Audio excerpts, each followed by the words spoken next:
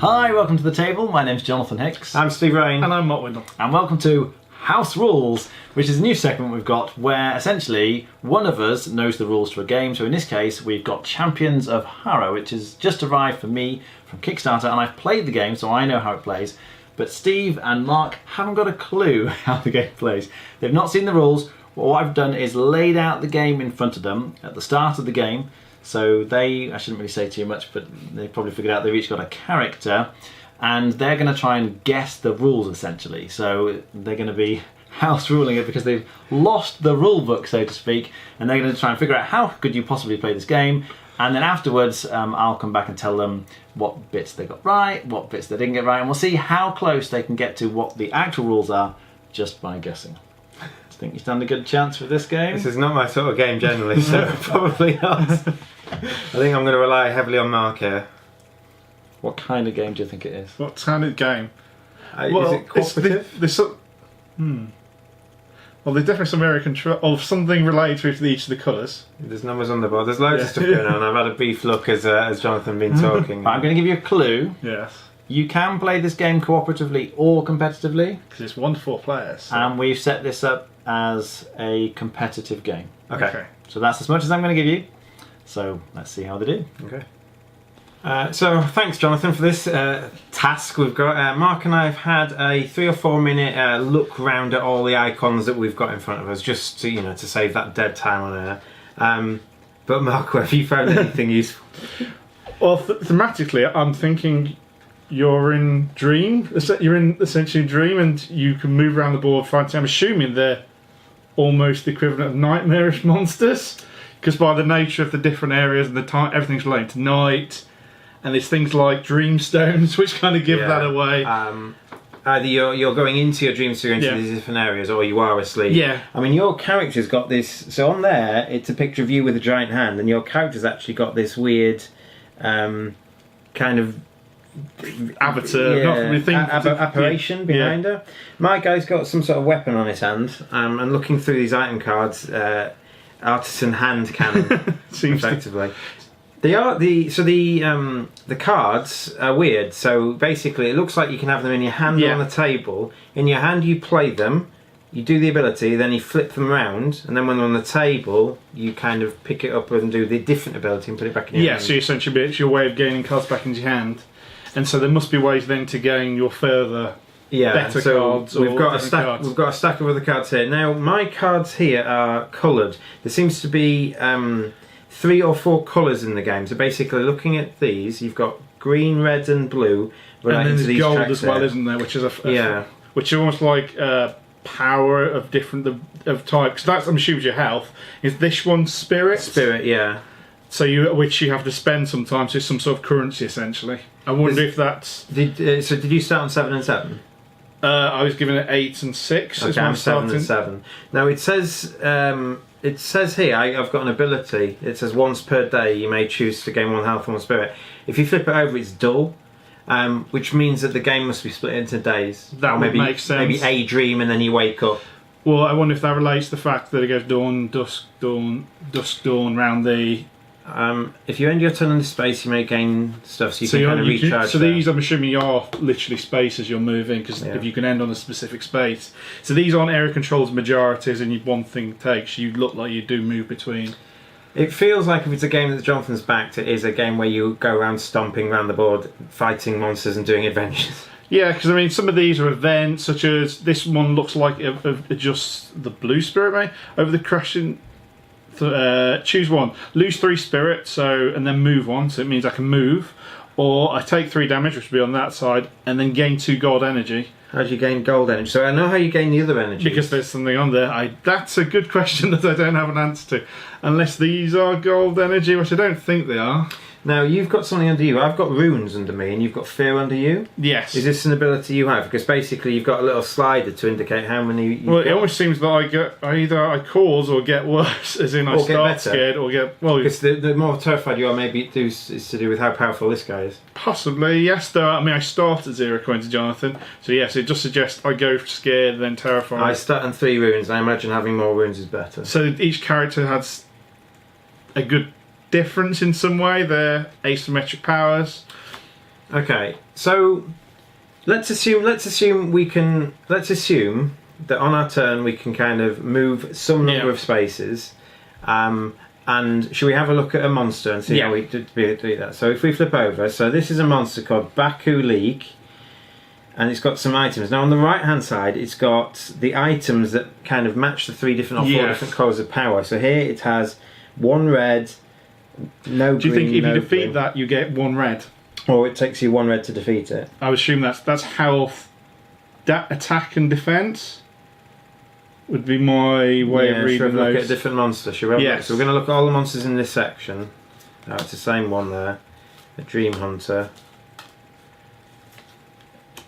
I mean, that could be the cost, as you say, to so be. This guy looks quite strong. Oh, and there's lots of stuff. So I think the right hand side is what you get. Oh, because there's a bag of loot, isn't there? The 25 loot. What would that mean? So it makes points. Oh, okay. Yes, This could be points. because it's competitive, isn't it? So it's. Okay, so if a monster appears, I don't know how they appear from here yet. Does this dice have anything to do with it? Is it not coloured? There's more than 4 colours. 6 different colours there. But there are 6 different outer, but they're different. So no. So this is to do with this. Basically, I've got an ability which I can phase out and phase in again. Yeah. I can't remember where I've seen it. It might be one of my extra ones. But I choose which region I want to phase in, and I roll that dice to determine where I land. Okay. So maybe when the cards come over, when a card is flipped over, maybe you roll a dice to indicate which section it's in. I wonder if you're rolling. I'm not so bored, but it says on.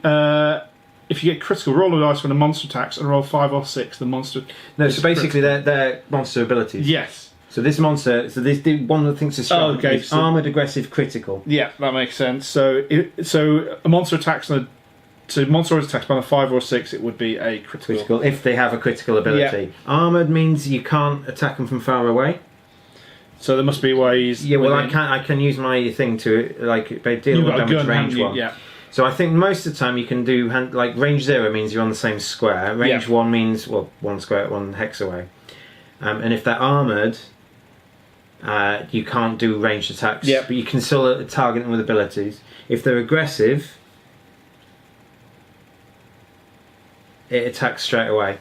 So instant attacks. If you move on to them, it attacks you. If they move to you, it attacks you. Dangerous.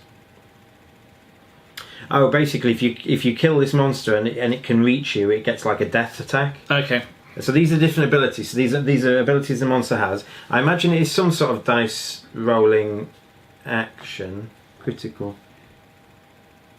No. So if you read critical, it says roll a die when this monster attacks. Yes.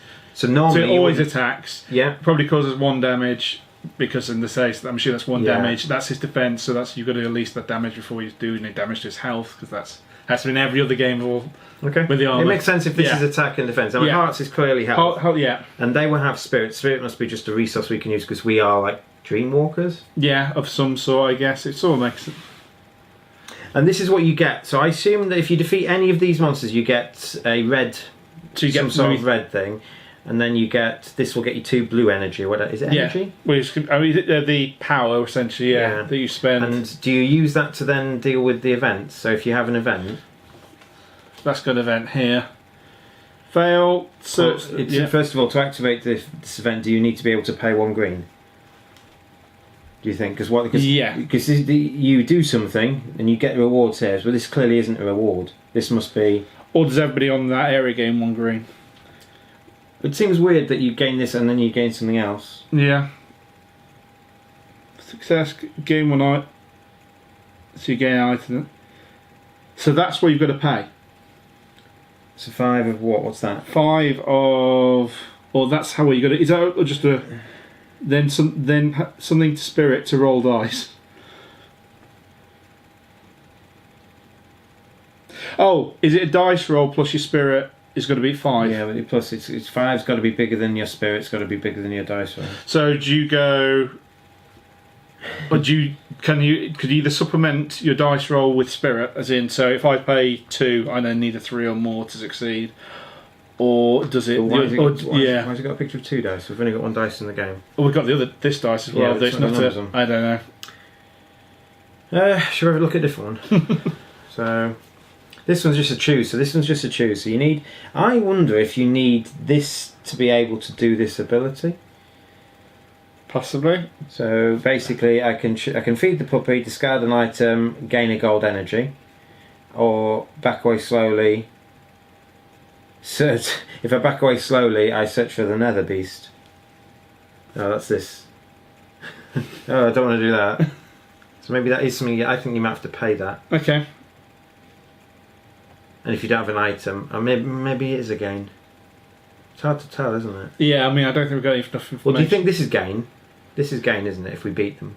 I'd assume that, because I think you're right. I think that'd be 25 points at the end of the game. So that would assume that you gain by beating stuff you're gaining. Do you think there's one big monster in each section? Because that is by far more points than you get on any others. Yeah, possibly. So that's 25. As you get towards the bottom. Should we have a look? Should we have a look for 20.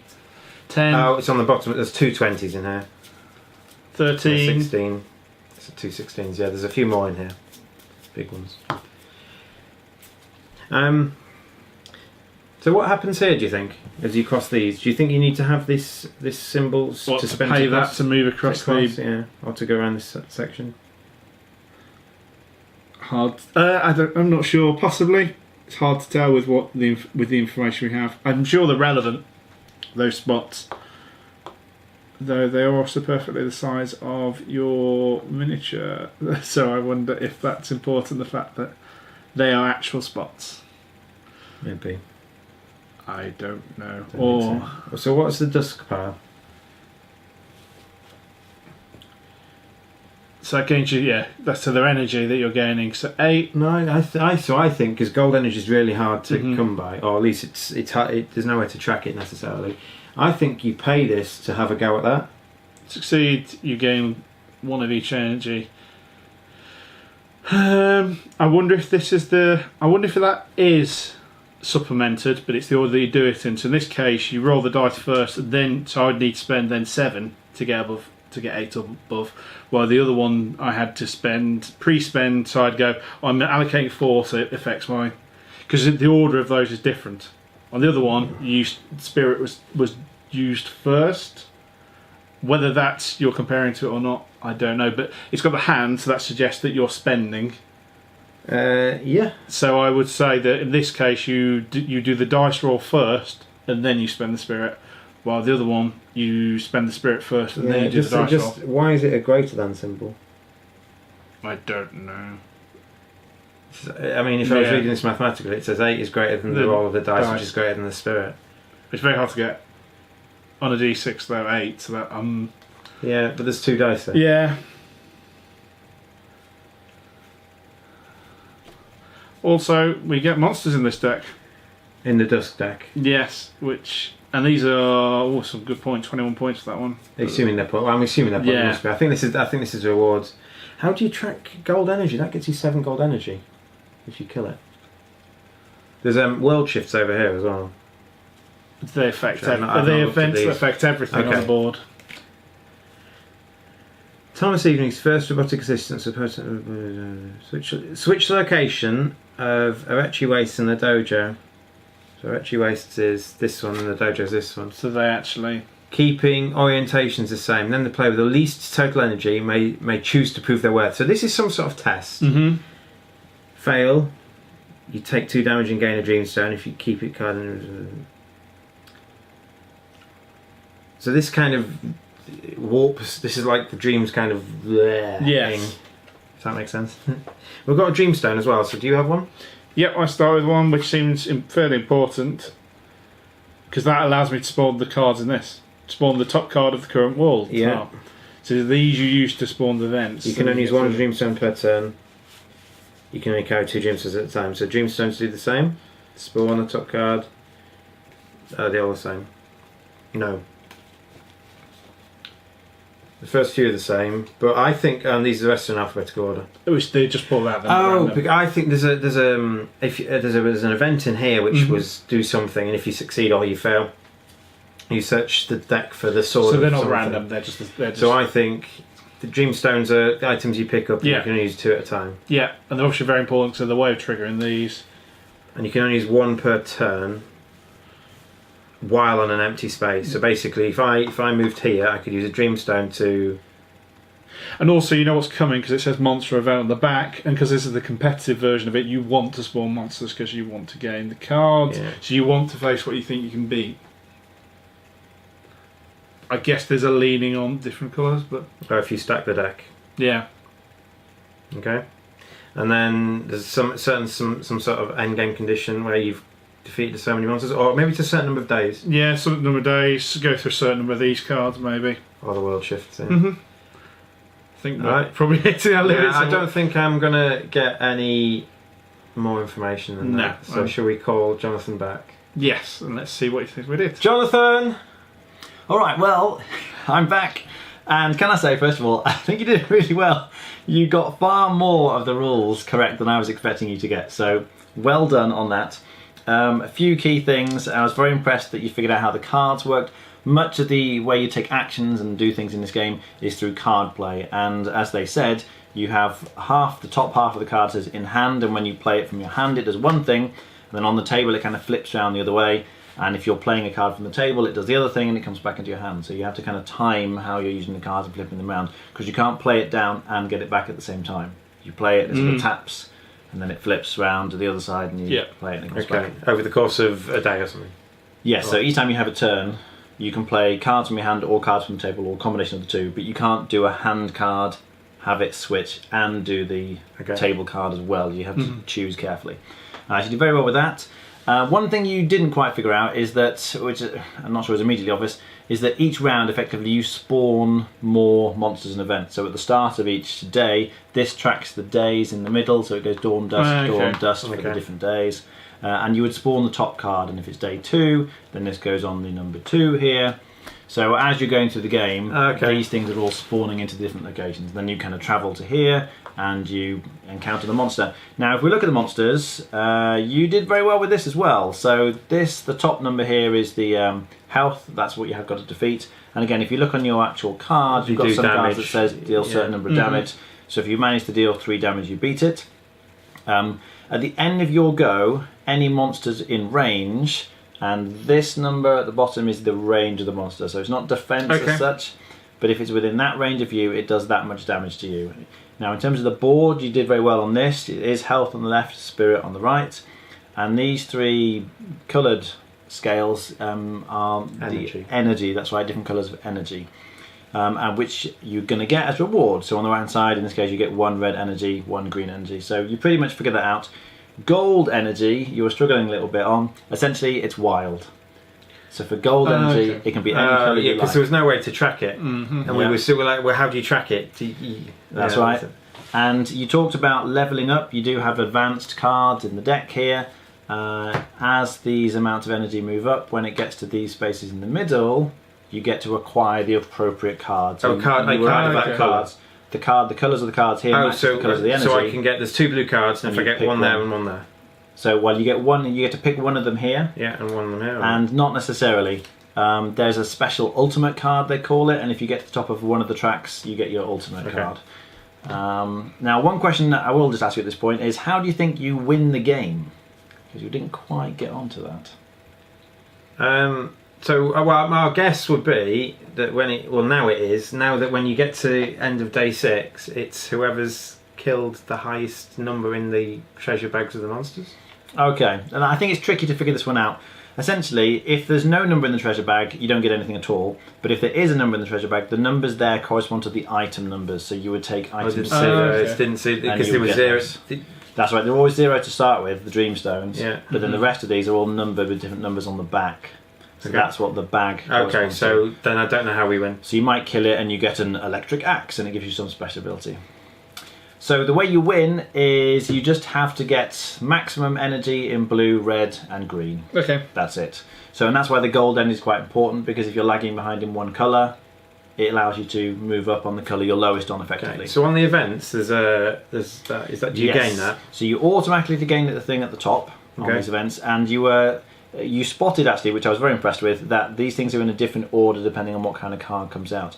And I have to agree with you that the greater than sign is not entirely clear.